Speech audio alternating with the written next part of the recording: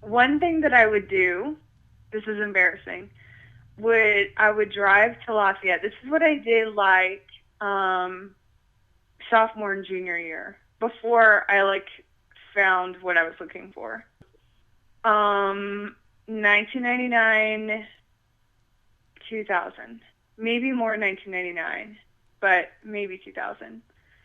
I would drive to Lafayette and drive around like Purdue or walk around Purdue and look for flyers.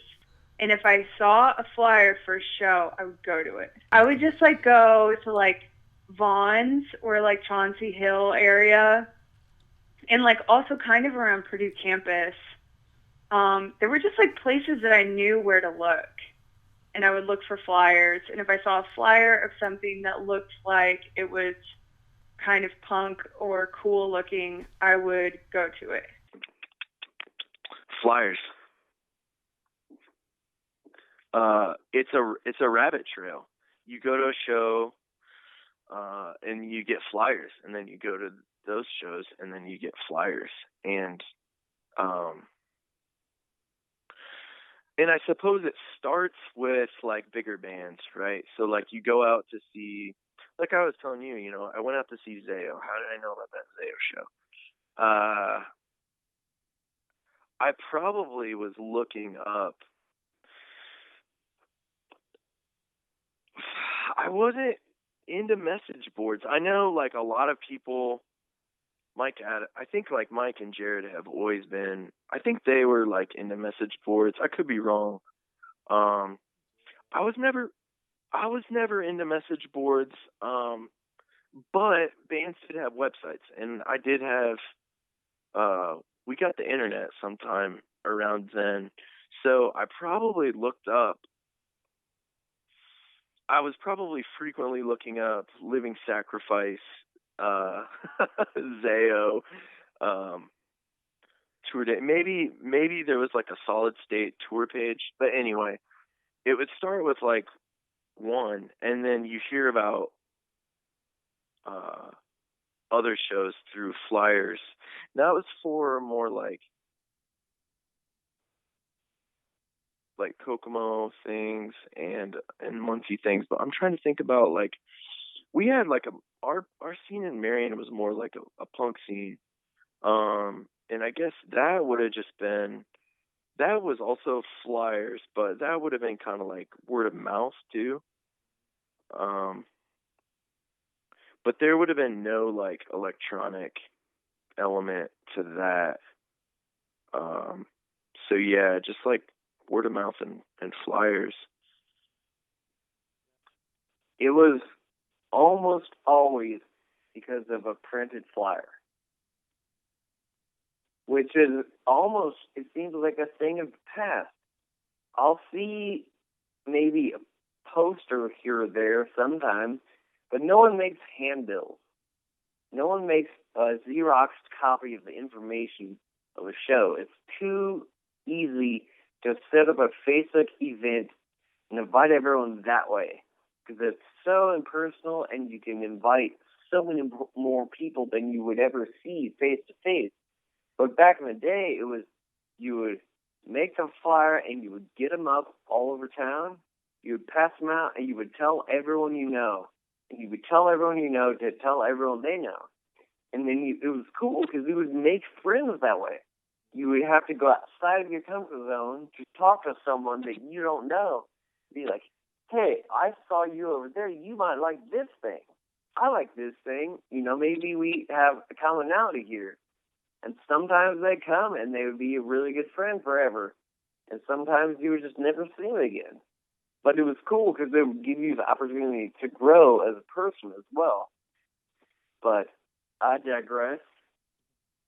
It's all about the printed flyer. Number two was definitely word of mouth because you would see the flyer, and if you couldn't get copies of it, you would just tell everyone. And that's how people did it. Like people didn't need to, check their schedule or write it down or anything. It was a big deal. They would just remember the date and the venue and the band, and they would be there. And that was the time when cell phones weren't even really around. Like people had landlines, and there wasn't MySpace or Facebook. There was AOL Instant Messenger, which was funny looking back. That's definitely how I got a lot of word out about shows and booked a lot of shows. That was texting before texting. Everything is kind of word of mouth and flyers. But I mean, then it was flyers, and yeah, I guess it was like that in the beginning for punk rock. But that's kind of how it was for us too. It was more like, you know, you went to a show, you got a flyer for the next show, or whoever was having a show at the time. When you went, they'd be giving out flyers for the next show. So it kind of worked like that. I think, you know, you'd always save those flyers, even if you weren't going to the show, you'd still save it. Put it on your wall, whatever. You still have the flyer for the show. Yeah, most of the time that's how I knew about the next one, or word of mouth, one or the other. You know, obviously when you got more into it and you knew the bands that were touring, you'd know when they were going on tour, if they were going to be around you. We were fortunate enough to get in buddy with some of the bands, so we knew when they were coming around. Like Squad 500, bands like that. Like we knew when they were going to tour, when they were going to be around. I kind of went to a lot of shows through that in the beginning. I stayed pretty far from the internet during that time.